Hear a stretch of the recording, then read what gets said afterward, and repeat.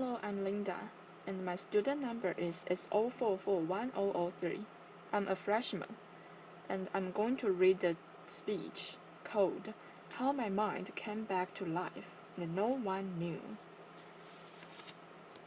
Imagine being unable to say, I'm hungry, I'm in pain, thank you, or I love you. Being trapped inside your body, a body that doesn't respond to commands, surrounded by people, yet utterly alone, wishing you could reach out, to connect, to comfort, to participate. For 13 long years, that was my reality. Most of us never think twice about talking, about communicating. I've thought a lot about it. I've had a lot of time to think. For the first 12 years of my life, I was a normal, happy, healthy little boy. Then, everything changed. I contracted a brain infection. The doctors weren't sure what it was, but they treated me the best they could. However, I progressively got worse. Eventually, I lost my ability to control my movements, make eye contact, and, finally, my ability to speak. While in hospital, I desperately wanted to go home. I said to my mother, "When home?" Those were the last words I ever spoke with my own voice.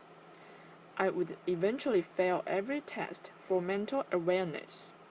My parents were told I was as good as not there, a vegetable, having the intelligence of a 3-month-old baby.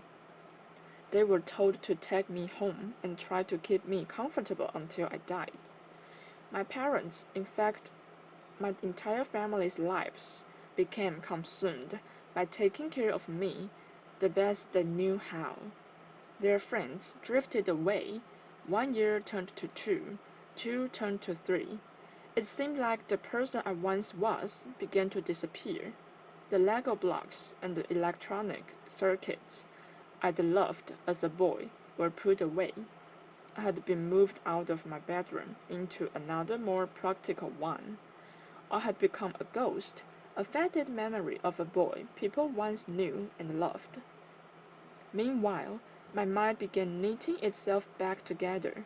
Gradually, my awareness started to return, but no one realized that I had come back to life. I was aware of everything, just like any normal person. I could see and understand everything, but I couldn't find a way to let anybody know. My personality was entombed within a thinly silent body, a vibrant mind hidden in plain sight within a chrysalis. The stark reality hit me that I was going to spend the rest of my life locked inside myself, totally alone. I was trapped with only my thoughts for company. I would never be rescued. No one would ever show me tenderness. I would never talk to a friend. No one would ever love me. I had no dreams, no hope, nothing to look forward to. Well, nothing pleasant. I lived in fear and, to put it bluntly, was waiting for death to finally release me, expecting to die all alone in a care home. I don't know if it's truly possible to express in words what's like not to be able to communicate. Your personality appears to vanish into a heavy fog, and all of your emotions and desires are constricted, stifled, and muted within you. For me, the worst was the feeling of utter powerlessness. I simply existed. It's a very dark place to find yourself, because in a sense you have vanished. Other people controlled every aspect of my life. They decided what I ate and when, whether I was laid on my side or strapped into my wheelchair. I often spent my days positioned in front of the TV watching Bonnie reruns. I think because Bonnie is so happy and jolly, and I absolutely wasn't, it made it so much worse. I was completely powerless to change anything in my life or people's perceptions of me. I was a silent, invisible observer of how people behaved when they thought no one was watching. Unfortunately, I wasn't only an observer. With no way to communicate, I became the perfect victim, a defenseless object, seemingly devoid of feelings that people used to play out the darkest desires.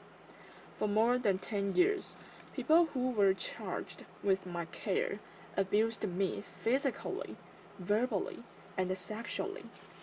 Despite what they thought, I did fail. The first time it happened, I was shocked and filled with disbelief. How could they do this to me? I was confused. What I had done to deserve this? Part of me wanted to cry and another part wanted to fight. Hurt, sadness, and anger flooded through me. I felt worthless. There was no one to comfort me, but neither of my parents knew this was happening. I lived in terror, knowing it would happen again and again. I just never knew when. All I knew was that I would never be the same. I remember once listening to Whitney Houston singing, "No matter what they take from me, they can't take away my dignity." And I thought to myself, you want to bet? Perhaps my parents could have found out and could have helped.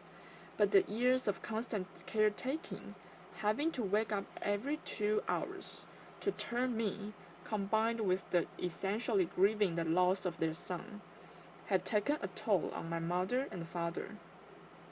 Following yet another heated argument between my parents, in a moment of despair and desperation, my mother turned to me and told me that I should die. I was shocked. But as I thought about what she had said, I was filled with enormous compassion and love for my mother, yet I could do nothing about it. There were many moments when I gave up, sinking into a dark abyss. I remember one particularly low moment. My dad left me alone in the car while he quickly went to buy something from the store. A random stranger walked past, looked at me, and he smiled. I may never know why, but that simple act, the fleeting moment of human connection, transformed how I was feeling, making me want to keep going. My existence was tortured by monotony, a reality that was often too much to bear, along with my thoughts. I constructed intricate fantasies about ants running across the floor. I told myself to tell the time by noticing where the shadows were. As I learned how the shadows moved as the hours of the day passed, I understood how long it would be before I was picked up and taken home. Seeing my father walk through the door to collect me was the best moment of the day. My mind became a tool that I could use to either close down to retreat from my reality, or enlarge into a gigantic space that I could fill with fantasies. I hoped that my reality would change and someone would see that I had come back to life, but I had been washed away like a sand castle built too close to the waves, and in my place was the person people expect me to be. To some, I was Martine, a vacant shell, the vegetable, deserving of harsh words, dismissal, and even abuse. To others, I was the tragically brain-damaged boy who had grown to become a man. Someone they were kind to and cared for, good or bad. I was a blank canvas onto which different versions of myself were projected. It took someone new to see me in a different way. An aromatherapist began coming to the care home about once a week, whether through intuition or her attention to details that others failed to notice. she became convinced that I could understand what was being said. She urged my parents to have me tested by experts in augmentative and alternative communication, and within a year, I was beginning to use a computer program to communicate. It was exhilarating, but frustrating at times. I had so many words in my mind that I couldn't wait to be able to share them. Sometimes I would say things to myself simply because I could. In myself, I had a ready audience, and I believed that by expressing my thoughts and wishes, others would listen too. But as I began to communicate more, I realized that it was in fact only just the beginning of creating a new voice for myself. I was, a, I was thrust into a world I didn't quite know how to function in. I stopped going to the care home and managed to get my first job making photocopies. As simple as they may sound, it was amazing. My new world was really exciting but often quite overwhelming and frightening. I was like a man child, and as liberating as it often was, I struggled. I also learned that many of those who had known me for a long time found it impossible to abandon the idea of modding they had in their heads, while those I had only just met struggled to look past the image of a silent man in a wheelchair. I realized that some people would only listen to me if what I said was in line with what they expected. Otherwise, it was disregarded and they did what they felt was best. I discovered that true communication is about more than merely physically conveying a message. It's about getting the message heard and respected. Still, things were going well. My body was slowly getting stronger.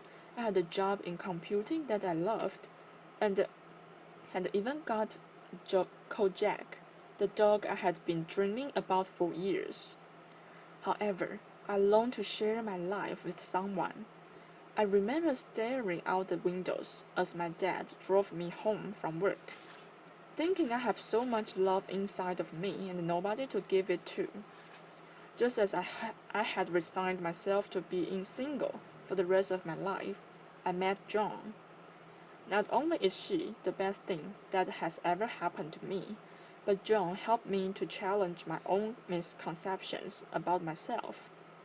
John said it was through my words that she fell in love with me. However, after all I had been through, I still couldn't shake the belief that nobody could truly see beyond my disability and accept me for who I am. I also really struggled to comprehend that I was a man. The first time someone referred to me as a man, it stopped me in my tracks. I felt like looking around and asking, who? Me? That all changed with John. We have an amazing connection, and I learned how important it is to communicate openly and honestly. I felt safe, and it gave me the confidence to truly say what I thought. I started to feel whole again, a man worthy of love. I began to reshape my destiny. I spoke up a little more at work. I asserted my need for independence to the people around me. Being given a means of communication changed everything. I used the power of words and will to challenge the preconceptions of those around me and those I had of myself. Communication is what makes us human, enabling us to connect on the deepest level with those around us, telling our own stories, expressing wants, needs, and desires, or hearing those of others by really listening. All this is how the world knows who we are. So, who are we without it? True communication increases understanding and creates a more caring and compassionate world. Once, I was perceived to be an inanimate object, a mindless phantom of a boy in a wheelchair. Today, I'm so much more. A husband, a son, a friend, a brother, a business owner, a first-class honors graduate, a keen amateur photographer. It's my ability to communicate that has given me all this. We are told that actions speak louder than words, but I wonder, do they? Our words, however, we communicate them, are just as powerful. Whether we speak the words with our own voices, type them with our eyes, or communicate them nonverbally to someone who speaks them for us. Words are among our most powerful tools. I have come to you through a terrible darkness, pulled from it by caring souls and by language itself. The act of you listening to me today brings me farther into the light. We are shining here together. If there's one most difficult obstacle to my way of communicating, it's that sometimes I want to shout and other times simply to whisper a word of love and gratitude. It all sounds the same, but if you will, please imagine these next two words as warmly as you can. Thank you.